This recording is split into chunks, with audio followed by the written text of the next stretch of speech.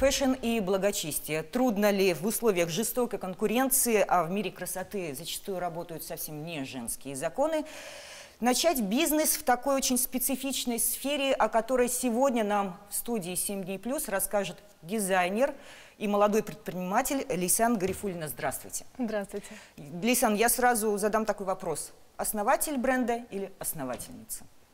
На самом деле для меня это не такой принципиальный вопрос, но я понимаю, к чему вы клоните. Сразу скажу, я не феминистка, я придерживаюсь таких взглядов, что мужчина в семье все-таки глава. И даже вот размышляла на эту тему, что если бы все-таки мужчина сдал свои позиции и отдал бразды правления мне, то я бы просто-напросто потеряла интерес к своему мужчине. И для меня важно, чтобы он занимал лидирующую позицию, но, конечно же, с уважением к своей женщине, и, знаете, вот без этой тирании, когда там ты туда не пойдешь, ты это не сделаешь, да, я тебе запрещаю. Все должно быть вот с уважением, с мягкостью, с любовью. В гармонии, да, взаимопонимании. В гармонии. Да, для меня это важно. Мы перешли вот сразу, наверное, к личному вопросу. Вы известны как бьюти-блогер в первую очередь, но ваш супруг Хазрат. Нету ли здесь какого-то противоречия и нет ли какого-то давления со стороны социума и на вас, как на жену Хазрата, и на вашего супруга? Ну, в первую очередь, я себя более позиционирую как фэшн-блогер, а не бьюти-блогер. Ну, конечно, меня приглашают и в салоны красоты, и в магазины одежды, и освещать какие-то мероприятия, и кафе и так далее. То есть, но в первую очередь я фэшн-блогер в сфере моды именно. И, конечно же, я сталкивалась очень часто с тем, что слышала миллионы раз такие фразы, что «ты же жена Хазрата, как ты можешь вести блог, как ты можешь так выглядеть». Я это столько раз слышала за свою жизнь. И зачастую бывало даже так, что... Это было обидно? Доводили до слез. Больно. Бывало такое, да. Было очень тяжело, знаете, вот эти вот этапы, когда сначала злость, потом там отрицание, да, торг, принятие, вот как в психологии. И было действительно очень сложно. И потом был такой момент, когда я в социальных сетях выложила скрин, где плохие, негативные обо мне вещи писали. И тогда откликнулась моя преподаватель психологии, кстати, высшее образование у меня психолог, и она мне тогда написала: Лейсан, когда, говорит, со мной происходили такие вещи, что мне что-то негативное говорили, я, говорит, представляла, что я нахожусь в психушке. И все вот эти люди, ты ведь не обижаешься на то, что они делают или говорят, а просто относишься к ним с жалостью. И если посмотреть в целом на мое окружение, это такие мудрые, развитые, прокачанные люди, да, которые никогда в жизни мне не говорили, там, Лейсан, как ты себе позволяешь себя вести, да? И я понимаю, что мое окружение окружило себя такими людьми, которые никогда себе такого не позволяли. А вот эти люди, которых я не знаю, я их не видела. Которые дают вам оценку и говорят, как да, вам себя надо вести. Да. А вот как должна мусульманская женщина соотносить скромность, о которой мы все время, да, говорим, благочестие, и демонстрацию своей женственности, своей красоты? Благочестивая мода – это в первую очередь, когда женщина выглядит скромно, со вкусом, стильно, возможно, с учетом модных тенденций, да, но при этом закрыто. Когда мы не увидим там декольте, да, или какого-то мини, или слишком вульгарного образа. И, конечно, это важно в исламской среде выглядеть скромно. И это не демонстрация своей красоты, а это просто выглядеть элегантно, опрятно, так скажем, да, и вызывать уважение со стороны общества. Вопрос у меня возник такой. Быть красивой – это дань уважения своему мужчине? Быть красивой – это в первую очередь, да, для своего мужчины. То есть в исламе так принято, что женщина, она все самое красивое для мужа, да, надевает. Там у нас отдельный гардероб имеется у мусульманок, там и мини входит туда, и достаточно откровенные наряды, да, то есть все что угодно. Ты можешь экспериментировать совсем со своим мужчиной. Это и макияж, и красивые украшения, и золото. Это у всё. вас 2 шкафа? Да. И еще не хватает, еще хочется гардеробную. То есть один шкаф для выхода, другой Да. шкаф для мужа. Правильно я понимаю? Да, правильно, так и Изумительно. есть. И это грамотно, когда вся красота — это для твоего мужчины, а не для каких-то неизвестных посторонних, которых ты никогда и не видела. Но, тем не менее, вы в своем блоге учите других девушек, женщин быть красивыми, демонстрировать свою красоту. Вот как давно вы ведете блог? Кто ваши подписчицы? Возрастная категория? Может быть, социальный статус? Вообще, если позволите, расскажу, да, вообще, с чего пошел мой блог, как я пришла к этому. Еще в далеком 2017 году я просто писала свои мысли о женщинах, об исламе, о правах женщин, о религии в целом. И это находило большой отклик. Я видела, как люди активно подписываются, комментируют мои посты. И так случилось, что за короткое время я набрала первую свою 1000 подписчиков. И тогда, помню, я еще даже не знала, кто такие блогеры и вообще для чего они нужны в 2017 году. И у меня совершенно не было цели стать блогером, то есть какие-то шаги я не предпринимала для этого. И тогда я помню, вот как сегодня, мне написали сообщение: а можно мы вам подарим 2 палантина, а вы сделаете отметку. Я тогда думала, зачем это нужно, то есть совсем не понимала. И с этого момента закрутилась, завертелась, я приняла их приглашение, и меня начали постоянно везде приглашать: осветите наше мероприятие, наш салон красоты, там, магазин одежды и так далее. Потом начали приглашать и в Москву. И... Можно я сразу вопрос? Блогеры говорят правду или за рекламу они готовы, ну, сказать... Да, это хорошо. Интересный вопрос. Есть, наверное, разные категории блогеров, и больше, которые ценятся, это те, которые говорят правду. У меня был случай, когда один ресторан меня очень сильно жестко бросил, и я написала об этом комментарий в одном паблике известном. И тогда этот комментарий лайкнули 250 человек, и просто мне начали предлагать сразу рекламу: осветите наше заведение и так далее. То есть люди любят, когда говорят правду. И это лучше. Конечно, есть и категории блогеров, когда раз заплатили, надо, конечно же, похвалить, да? Но тут каждый сам выбирает свой путь. Бывало, что я тоже говорила правду, несмотря на то, что заплатили. Как вы от блогерства перешли к стилю? То есть сначала вы говорили о каких-то мероприятиях, потом вы стали учить стилю. Правильно я понимаю? Да. И у вас подписчиков сразу увеличилось в разы. Да, Итак, совершенно кто верно. ваша категория? Моя категория — это девушки, в первую очередь мусульманки, и не только. Это девушки, которые интересуются благопристойной модой и которые хоть как-то начали интересоваться исламом в большей степени. Даже по моим клиенткам я сужу. Это те, которые хотят покрыться, но не знают как. Им нужно какой-то первый шаг сделать, как вообще перестроить свой гардероб. Они понятия не имеют, поэтому они прибегают к помощи стилиста. И как же я им стала, сейчас тоже расскажу. Мне всегда говорили: какая вы стильная, я хочу одеваться, как вы. И вот эти слова, я так думаю, натолкнули меня на то, чтобы стать стилистом. И я вообще вспоминаю свое детство. Я закидывала портфель после школы куда подальше и бежала смотреть «Модный приговор». Моя мама, например, работала в садике и устраивала авангардную моду. Она придумывала наряды из фантиков, из пакетов, и что-то такое необычное. И это детишки в садике показывали. То есть у меня вот корни очень такие творческие. Даже вся моя семья, например, бабушка у меня певица была, дедушка баянист, тетя пианистка, папа и мама художники. У меня очень творческие родственники, и, конечно, это, наверное, переходит по наследству. У меня вопрос такой возник. Одежда – это наше невербальное послание миру. Мы говорим о своем статусе, мы говорим о своих намерениях, мы говорим о своем психологическом состоянии. То есть это наше послание окружающей среде. У меня возник вопрос, основанный на общении с моими подругами, которые хотят покрыться по тем или иным причинам. Вы задаете вопрос, зачем, прежде чем они начинаете работу?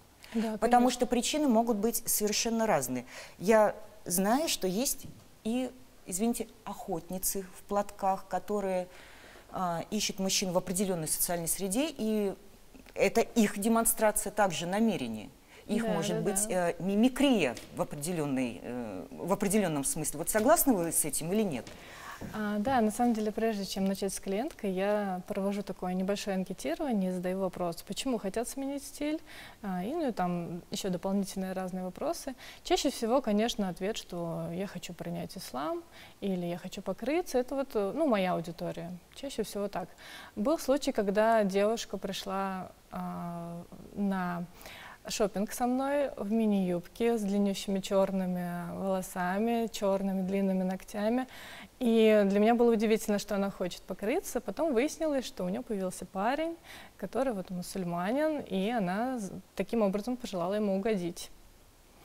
К предпринимательству, к бизнесу хочу перейти. Вот пока вы очень-очень-очень молодой предприниматель, ваша коллекция вышла 2 месяца назад, я так понимаю. Да. И как вы решились начать этот бизнес в очень жесткой конкурентной среде? Сложен был этот шаг? Очень сложно было. Я решалась на это 2 года, честно признаюсь. Да, 2 года назад мне впервые пришла эта мысль. Я понимала, что я хочу все. Я пиарю всю Россию, все магазины. И мне пришла такая мысль, думаю, почему я не могу пиарить свой магазин, да, свой бренд, имея такую хорошую аудиторию. И 2 года назад мне пришла эта мысль, я не могла засыпать ночью, я постоянно об этом думала, что, как. То есть у меня были... Снились вот те фантики, да, из детского сада. Да. Вот. И я постоянно об этом думала, но мне не хватало компетенций. То есть да, у меня есть стилистические знания, да, там знания в сфере фэшн, но именно как это со стороны Если вернуться, вы дизайнера... шьете? Уроки технологии посещали? Любили их? Да, я обожала этот урок, и изобразительное искусство. То есть шить умеете? Мама в 19 лет мне оплатила репетитора, и она приходила ко мне на дом, швея, и обучала меня крою и шитью. То есть я шить умею, но сама, конечно, я в своем бренде не шью, потому что я считаю, что я большое внимание уделяю деталям и качеству, а для этого нужен все-таки опыт. Я шить-то я умею, но опыта у меня не так много. Но это очень мне помогает в сфере дизайнерства. То есть я разбираюсь в швах, я разбираюсь в какой-то степени в материаловедении, да, там, как это технически исполнить. Это все очень важно для дизайнера. Если вернуться к тому вопросу, о котором мы не договорили. Не спали, придумали, решились. Дальше бизнес вообще трудно начать, тем более женщине? Да. Скажу честно, трудно, это непросто. Конечно, в первую очередь важны не только наши фантазии и желания, да, но еще и материальные ресурсы. Я подготавливалась к этому, я копила средства на то, чтобы запустить бренд. И в какой-то момент я просто уже не выдержала, грубо говоря, психанула, да, и все, я больше не могу, я создаю этот бренд. Спустя 2 года, вот я себе это сказала. Я помню, как я возвращалась из Байкала, и вот по пути, пока я ехала обратно, я узнала, что скоро состоится выставка в Москве тканей. И я понимаю, если сейчас не поеду, то все. Я уже опять это оттяну на неопределенный срок. Я просто в пути покупаю билет в Москву и лечу, и покупаю свой первый рулон ткани. И за 3 месяца я полностью отшиваю всю коллекцию, нахожу портного, нахожу дополнительных швей, закупаю все ткани, и мне просто все удивляются, как ты это сделала за 3 месяца? А вот просто у человека накипело. Вот я столько это таила в себе, что я так хотела, и потом взяла и бомбанула. Ну, это иногда бывает, да, что настает момент, когда все сходится. Когда уже невозможно просто, да, по-другому. Я хотела вот уточнить, ткани, фурнитура, с этим сложности все-таки есть у нас? Есть, конечно, есть. Особенно в Казани. Выбора совершенно нет. Есть розница, опт – это большая проблема. Нужно ехать как минимум в Москву. Я сейчас нашла поставщиков из Италии, очень потрясающие ткани из мировых брендов известных. Договорилась, мне вот вчера как раз-таки должны были отправить заказ. Но это все увеличение ведь стоимости конечного изделия. Есть такое, но это зависит еще от объема заказанной ткани. Если ты большим оптом заказываешь, то это достаточно выгодно получается. Поэтому я бы не сказала, что из Италии заказывать дороже, чем, допустим, я бы поехала в Москву и заказала там. Все зависит от определенной ткани, от того опыта, который ты берешь. То есть здесь много факторов складывается. Ну, вот вы пока молодой предприниматель, и у вас все-таки максималистические такие планки. чувствуете ли, что ну вот до какого-то момента я, конечно, вот на высоком уровне, а потом где-то что-то буду снижать, где-то ткань немножечко подешевле, где-то пуговка вроде бы такая же, но чуть-чуть подешевле. Я почему спрашиваю? Потому что очень многие марки по-другому начинали. То есть еще лет там 5-7 назад многие бренды, которые сейчас крайне популярные, были очень доступны. Как только они набрали какую-то аудиторию себе, качество упало, хотя рынок увеличился. И сейчас эти марки, ну, они себя презентуют как премиум-класс, но по качеству, к сожалению, гораздо ниже, чем прежде. Вот, а цены, тем не менее, цены, они растут. Вот, с потребительской точки зрения, почему дорого так? Почему так дорого? Хороший вопрос. Я и сама пока не залезла в сферу дизайнерства, всегда ходила и говорила, почему так дорого? То есть я не понимала. Для меня цена складывалась, что вот ткань и вот работа швеи, и все на этом. Сейчас я понимаю, что за этим стоит столько нюансов, столько моментов, туда вкладывают и маркетинг. А сейчас уже давно прошли те времена, когда человек просто видит вещь, вот все, нравится, не нравится, беру, да? Нужен маркетинг, нужен пиар. Вот в это все очень важно вкладываться, да. Люди просто так не берут. Нужна какая-то идея, концепция определенная. То есть сейчас бренды почему стараются там бренд-бук создать, да, там свою ДНК подчеркнуть, свою уникальность какую-то, чтобы выделяться. Но тем не менее, ты огромного приходишь в магазин, и ты видишь в одном магазине условно один цвет, в другом магазине тот же цвет, в третьем магазине тот же цвет. И фасоны ни о каком ДНК, по сути. Это маркетинг, это ход. Такой момент есть. Я сама недавно ездила в Москву, и когда ходишь вот по этим магазинчикам, ты понимаешь, что как будто в один и тот же магазин заходишь. Да. Ткани одинаковые. А для меня очень важно выделяться, и поэтому я вот пыталась выискать что-то такое уникальное, то, что нет в каждом магазине. И я очень надеюсь, что смогу сохранить все-таки эту уникальность и, как вот вы говорите, не утерять, да, качество, потому что для меня это очень важно. Я даже позиционирую свой бренд, что вот, акцентирую на внимание на деталях, на качестве. И это моя позиция. Я надеюсь, что я смогу ее удерживать. Ну, ваша цена, она складывается из создания ДНК или все-таки из работы конструктора, работы швеи, аренды помещений, швейных машинок и так далее? Да, все вот это вот входит в стоимость. То есть пока что это первоначальная цена, которая без вот этой вот накрутки, что называется, да, на творческую составляющую, я имею в виду. Там совсем небольшая накрутка есть, но без нее тоже совсем невозможно. Вот сейчас, хоть я и существую пока только 2 месяца, мой бренд, да, но я понимаю, что без вот этой вот накрутки на креатив ты просто не выживешь среди такого многообразия конкуренции. Нужно уметь выделяться. В чем философия вашего бренда? Философия бренда – это показать женщинам, что можно выглядеть стильно, благородно. И именно для меня важно, чтобы женщины выделялись. В понимании, в таком общепринятом, мусульманская мода – это платье в пол, это платок, это может быть какой-то жакет. Ну, это уже детали, но основа одна. Вопрос такой: среди женщин, которые одеваются по мусульманской моде, есть ли некоторая такая конкуренция по брендам, конкуренция по ревность, может быть, какая-то? Вот моя подруга одевается там-то, а я там-то. Вот, и если конкуренция уже развивается или нет среди самих брендов, которые работают в создании мусульманской одежды? Знаете, если мы посмотрим на мусульманскую моду 10 лет назад, то, я думаю, этого ничего не было. Очень сложно. Я сама в хиджабе 15 лет, очень сложно было найти что-то закрытое, и приходилось покупать обычные светские сарафаны, под низ надевать водолазку, да, выкручиваться, как мы могли. Сейчас же рынок предлагает уже большое разнообразие. И, конечно же, есть подразделения на более бюджетные бренды и премиальные бренды. Есть бренды, которые достаточно известны и, так скажем, целятся на более премиальный уровень. Да. И среди мусульманок, которые разбираются в моде, они, конечно же, заметят отличие брендов, как выглядит та или иная мусульманка. Да? Даже у меня есть такая болезнь профессиональная, я еду за рулем и смотрю, и могу сказать: о, вот эта девушка идет, там, у нее там такой-то бренд, это такой-то бренд. То есть я уже такие вещи даже различаю иногда. Хотя, в принципе, можно составить свой гардероб из того, что есть в масс-маркете. Да, конечно, можно, и очень даже будет стильно и интересно смотреться. Но все-таки хочется именно вот в эту сферу идти. Я Здесь... правильно понимаю, именно вот создание какой-то ниши мусульманской моды?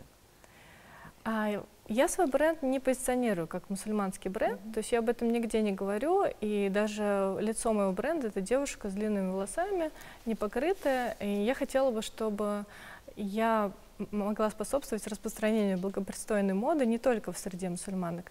Те, кто знает меня лично, они поймут, что этот бренд подойдет для мусульманок, да? Но также у меня есть девушки, которые вот уже появились клиентки из Москвы, из Питера. Термин «благочестивая мода», он появился и распространился в Казани вот благодаря женщинам, которые работают в этой индустрии, которые говорили об этом на больших казанских форумах. Вот вы участвуете, принимаете участие в каких-то форумах, каких-то показах закрытых? Насколько вот этот вот сектор индустрии, он в Казани, в республике вообще вот развит? Именно в Казани в особенности это очень развито и набирает еще более популярность. Есть, конечно, и определенные комьюнити, да, там комьюнити стилистов, мусульманок, да, там комьюнити просто активисток каких-то в исламе. А поддержка есть вот такое сестринство в этой среде? Именно или конкуренция, да, по отношению там дизайнеров друг к другу, производств и так далее? Наверное, все это уникально, индивидуально, точнее.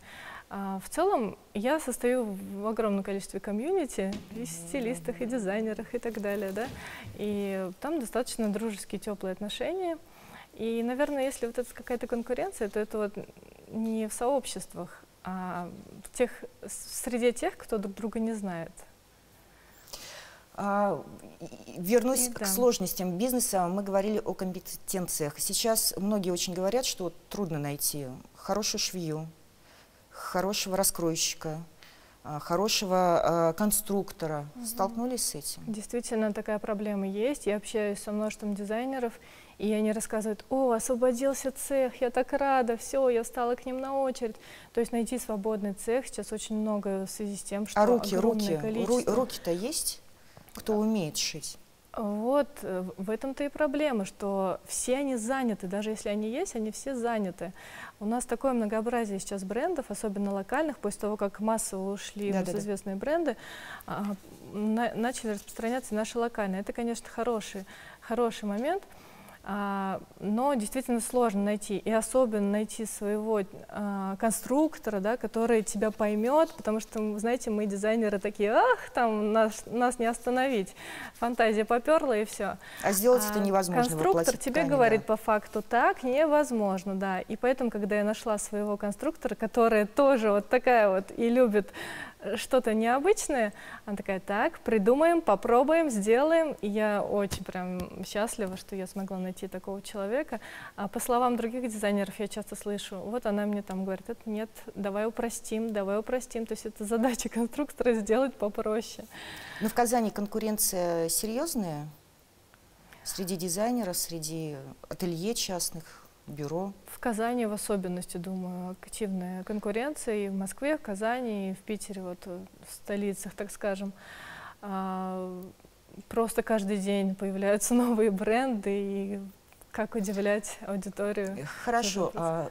Такой вот вопрос. Вот вы прошли первый этап выхода первой коллекции своей, впереди перспективы. Вот сейчас, если выдохнуть, остановиться, оглянуться назад, вот вы бы этот путь повторили или сказали бы: да ладно, буду женой мужа, ну его этот бизнес? Хороший вопрос, потому что пару раз мне такие мысли приходили.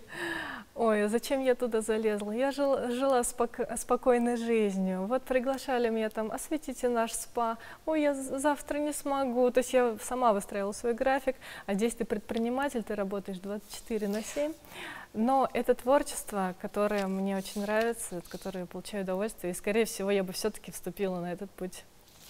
Очень коротко, блиц-опрос. Что вас вдохновляет? Буквально 2 слова. Море. Историческая эпоха, которая привлекает. Это прям без сомнения 18 век. В Великобритании обожают эту эпоху, все фильмы из этой эпохи. «Гордость и предубеждение», Джейн Остин, вот все вот это обожаю. Есть ли какой-то аят, который вы проговариваете внутри себя каждый день? В последнее время я часто задумываюсь над аятом, 7-м аятом из суры Ибрахим, где Всевышний сказал: «Будьте мне благодарны, и я дарю вас еще большим». Это просто очень созвучно сейчас, на данный момент, с моим этапом жизни, и поэтому этот аят мне очень откликается сейчас. Лейсан, спасибо вам большое. Наша программа заканчивается. В студии «7 дней плюс» была Лейсан Гарифуллина, создательница благочестивого бренда, которая цитирует аяты.